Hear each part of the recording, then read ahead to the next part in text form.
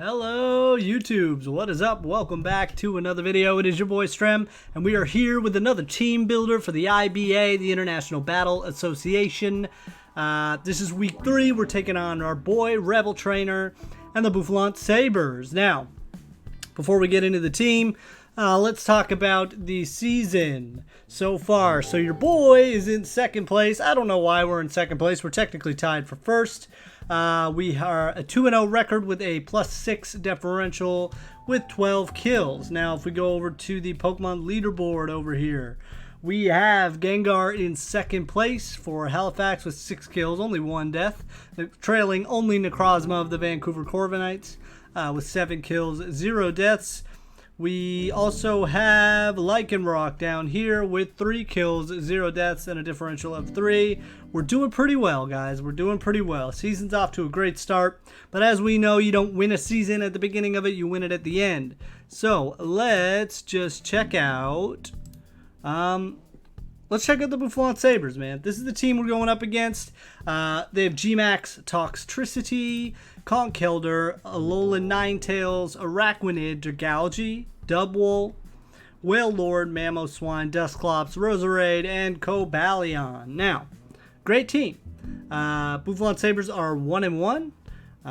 They have a KD of -4. They did get swept a little bit in the week 1 from our kill leader, Necrozma, but not to be screwed with this team. So GMAX Toxtricity, obviously a threat. You know, very high special attack. It's not the fastest thing in the world and not the bulkiest thing in the world, but can definitely do some damage, and that poison typing is pretty good, as we've learned with Gengar. Next up, we have Conkeldurr. Obviously, you know, very, very, very strong physical attacker with Guts or even Iron Fist. You don't want to screw around with it. We have the Alolan Ninetales.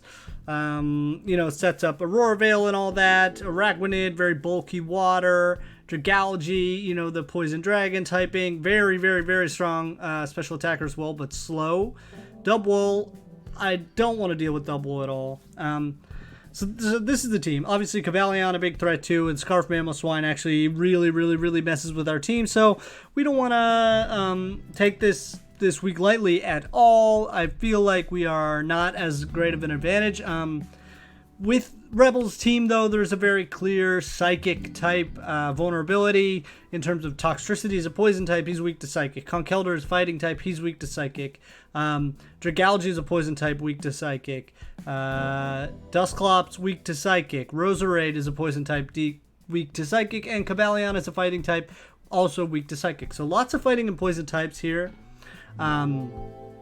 So we're going to take that into account as we build our team, obviously, but it can't be everything. There's also a bit of steel weakness with the poison and the ice typing, ice fairy typing in Ninetales. So without further ado, I guess we could check out our team. I always forget to do this, but maybe we should just have a peek at our team for those who aren't familiar. We have Gengar, Chansey, Lycanroc, Dusk, Obstagoon, Claydol, Flareon, Magnezone, Primarina, Scyther, and Sock. Now, obviously Gengar has been the MVP for our team so far, like I said, with 6 kills. Chansey, you know, does her thing every week. Tangrowth has been somewhat disappointing, but still definitely served a purpose. And Lycanroc Dusk has been our second MVP with 3 kills, and he hasn't even died yet. So, that's our whole team. That's not who we're bringing this week, but let's switch over to the team builder here and check out what we're bringing. So for the first time so far this season, we are bringing Tink, the shiny Magnezone. Choice Scarfed this week with max speed, max special attack with 4 in HP, 4 EVs in HP. We're actually bringing the Sturdy ability instead of Magnet Pull. So the Sturdy ability, as you're familiar with, Sock has it as well. It's basically a built-in focus sash. You cannot be one-hit KO'd if you are at full health. So that's the idea there. The idea there is to just survive an Earthquake maybe from the Mamoswine. If it's Scarfed, and then we zap it with a Flash Cannon, and it should be good to go. We're running Flash Cannon, Thunderbolt, Volt Switch, and Tri-Attack for just all coverage and pivoting with the Volt Switch. The reason we are max speed, timid, and choice scarfed is to outspeed. I gotta go back to his team. We did the exact same thing last week, my dudes. Outspeed the Cobalion, max speed. This way, if he leads Cobalion and we lead Magnezone, we can Volt Switch out of there. I don't think he'll be expecting the Scarf, so we get the jump. We can bring another Mon in and deal with the Cobalion. It also just gives us a little bit of speed to deal with other slower Scarfers, as well as it outspeeds Choice Scarf Whale Lord, I believe. I'm actually not sure on that, but I like the Choice Scarf here simply for the Cobalion, and the Sturdy is for the Mamoswine, like I said, so we can take a hit and then dish one back. We do outspeed the Mamoswine if it's not Scarfed, so that's another reason to put the Choice Scarf on for sure. That's the plan with him. We're going to pivot. It's a very strong special attacker. It also helps out with the Dubwool. Dubwool does not want to take a Thunderbolt from this thing because its special defense is not as high as its defense. And on the off chance Dubwool sets up on us with Cotton Guards and things like that, we do want to make sure we have a strong special attacker in the mix. So welcome Tink. I hope you can provide some good stuff. Next up, we have Wiz, our shiny Scyther again. This is the second week in a row we're bringing Wiz. This time we are running an Eviolite and not the heavy duty boots. We are max speed, max attack Jolly with 4 EVs in HP. The Technician ability with dual Wing Beat, U-turn. We are going to keep Defog on him just in case. And Swords Dance. Like I said, Wiz helps with the Cobalion. So we Volt Switch on the Cobalion, bring in Wiz. He eats a close combat really, really well, 4 times resisted. Then we can get off a dual Wing Beat and just kind of decimate this thing. It also helps with the Araquanid. Araquanid does not want to take a dual Wing Beat from this thing. It helps with the Conkeldurr as well. Not so much because Conkeldurr is so strong, and if he brings Fire Punch or Ice Punch, we're kind of screwed. But we do outspeed the Conkeldurr, and we do hit it very hard with dual Wing Beat. So if we have to use him as like a revenge killer or something like that, we can do that for sure. We're also going to try to bring, I don't have knockoff here, but I am thinking instead of Swords Dance, we knock off just for the Dusclops. The Dusclops is very annoying, very, very bulky with the Eviolite. So Scyther is our only knockoff user this week, so I'll probably try to get a Scyther with knockoff this week to deal with that. But that's the idea with Wiz. Just a fast physical attacker, gives us another fast pivot, and can deal with the fighting types. Basically, that's it. Next up, we are bringing your boy Carco the Lycanroc Dusk with the Life Orb Tough Claws ability. With max speed, max attack Jolly, again with 4 in HP. So the idea here, we normally run a choice banded Lycanroc and just hit things very, very hard. It has worked out in week 1 and 2 very well. There's not many switch-ins to this thing. It gets really good coverage, and nothing wants to switch into typically a choice banded move. The problem is we really need to use Psychic Fangs in this matchup. As I mentioned earlier, the team has a weakness to Psychic quite a bit. Psychic Fangs also breaks Aurora Veil, so if the Alolan Ninetales sets up Aurora Veil, Psychic Fangs gets through that. So the reason we're running Life Orb, and I went back and forth on this, I thought about a Focus Sash as well, but the reason we're running Life Orb is to have that diversity in typing. So if he wants to switch in something into like an Excel Rock or Stone Edge, then he also has to deal with the coverage that we have in Psychic Fangs in close combat. Close combat hits the Cobalion really hard, it hits the Mamoswine really hard, it hits the Dubwool hard, but Double's so thick, and Psychic Fangs also obviously hits everything pretty hard as well, like we just talked about. So this Mon deals really well with the Alolan Ninetales. Excel Rock and a Stone Edge both almost kill it with the Life Orb, depending on whether Aurorville is up. So you know, he's going to be a very valuable member again this week. I really don't like him dying. I have a problem with when Lycanroc dies, so that's why he hasn't died yet this season. So really, really excited to use that. We're also bringing Joy, surprise, Chansey, yet again, 3 weeks in a row. She was our number 1 overall pick in this draft, so I want to use her for sure. With the Eviolite, the Natural Cure ability, with Stealth Rock, Brick Break, Teleport, and Soft Boiled. I'm bringing Brick Break, obviously not for the damage, but to break the screens set by Alolan Ninetales. I think it could come in handy. Better than like a Seismic Toss or something like that. She's going to be one of our rock setters this week. Obviously, the slow pivot that is so valuable that we've had such success with in the last 2 weeks. And then Soft Boil just to get some health back and soak up some stuff. Obviously, Chansey can switch into anything, especially attacking. You know, the Toxtricity, if it's G-Maxed, we could essentially use Chansey for that. the Dragalge, we got Whale Lord if it's special, we got Roserade to switch in. There's a lot of things we can use. We obviously don't want her in against the Dubwool or the Conkeldurr or the Mamoswine, but she is a nice slow pivot for us. She can also deal with the Alolan Ninetales and just soak up some hits, right?